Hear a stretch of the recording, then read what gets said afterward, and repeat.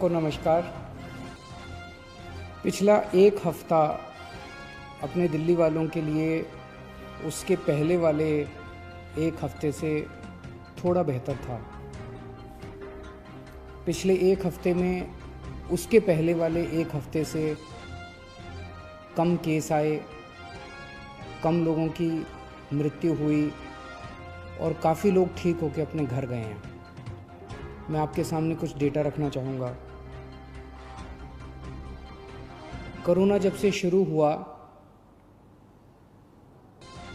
7वें हफ्ते में, पिछले हफ्ते में 7वें हफ्ते में 850 केस आए थे। एक बार तो हम घबरा गए थे। मैंने आप लोगों के सबके सामने आके कहा था कि बहुत तेज़ी से फैल रहा है। 850 नए केस आए थे 7वें हफ्ते में, और पिछले हफ्ते 8वें हफ्ते में 622 केस आए हैं, थोड़े कम हुए। दुनिया भर में देखा गया कि एक बार कोरोना बढ़ना चालू करता है तो इतनी तेज़ी से बढ़ता है कि हफ्ता दर हफ्ता फिर वो डबल, 4 गुना, 8 गुना, 16 गुना बढ़ता जाता है। फिर वो डबल पे डबल होता जाता है। लोग कहते हैं 4 दिन में डबल हुआ, 8 दिन में डबल हुआ, लेकिन 7वें हफ्ते में पिछले हफ्ते में 850 केस आए थे और पिछले हफ्ते 622 नए केस आए थे। 7वें हफ्ते में 21 लोगों की मौत हुई थी, पिछले हफ्ते में 9 लोगों की मौत हुई थी। हमारा मकसद है एक भी व्यक्ति की मौत नहीं होनी चाहिए। थोड़ी कम हुई थी। पिछले से पिछले हफ्ते 21 लोगों की मौत, पिछले हफ्ते 9 लोगों की मौत हुई थी। पिछले से पिछले हफ्ते 7वें हफ्ते में 260 लोग ठीक होके गए थे। अस्पतालों से 260 लोग ठीक होकर अपने घर गए थे। 8वें हफ्ते में, यानी कि पिछले हफ्ते, 580 लोग ठीक होकर अपने घर गए थे। तो एक तरह से दुगने से भी ज़्यादा लोग ठीक होकर अपने घर पिछले हफ्ते गए थे।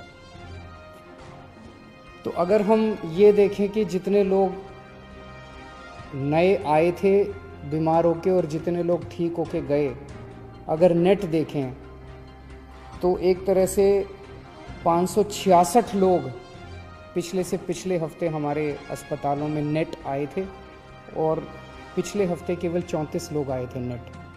तो एक तरह से पिछला हफ्ता अच्छा रहा। हम सब लोगों ने, आप सब लोगों ने बड़ी कठिनाई के साथ ये जो लॉकडाउन है इसका पालन आप लोग कर रहे हैं, और अगर हम इसी तरह से पालन करते रहें तो मुझे उम्मीद है इस महामारी से हम लोग निजात पा सकते हैं।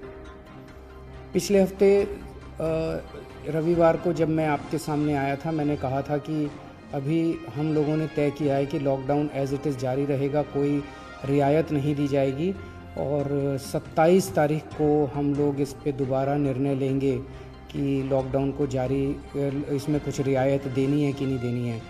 तो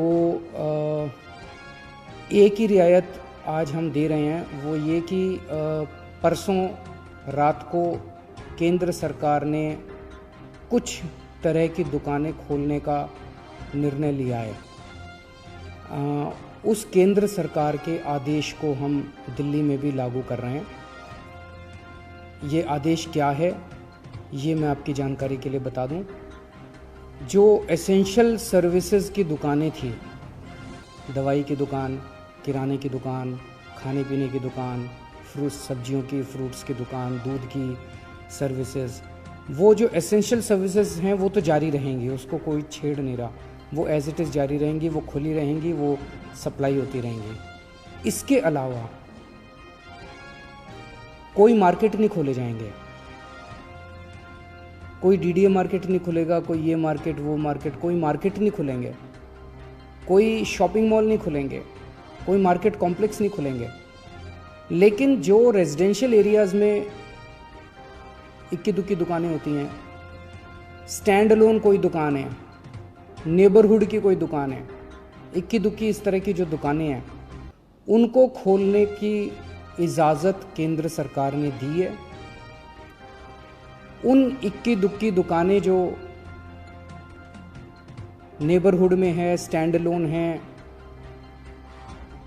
रेजिडेंशियल एरियाज़ में हैं, उन दुकानों को जो केंद्र सरकार ने इजाज़त दी है, वो दुकानें दिल्ली में भी खोली जाएंगी।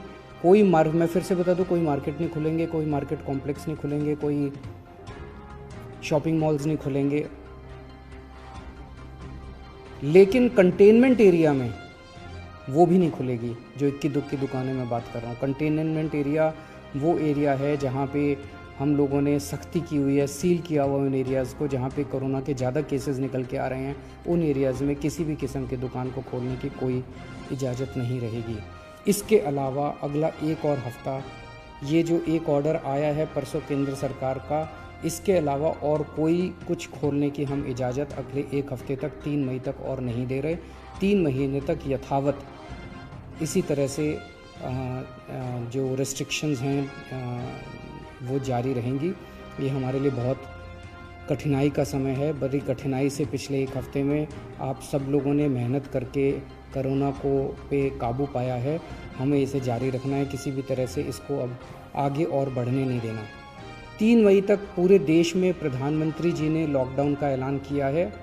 3 मई के बाद केंद्र सरकार इस पे क्या निर्णय लेती है, उस पे निर्भर करेगा कि हम दिल्ली के अंदर आगे इसको कैसे ले जाते हैं। केंद्र सरकार के निर्णय के बाद हम लोग आगे के अपनी दिशा तय करेंगे। एक अच्छी खबर है, कल मैंने बताया था आप लोगों को प्लाज्मा से अच्छे नतीजे आ रहे हैं। प्लाज्मा के जो अभी तक ट्रायल्स किए गए उसके अच्छे नतीजे आ रहे हैं।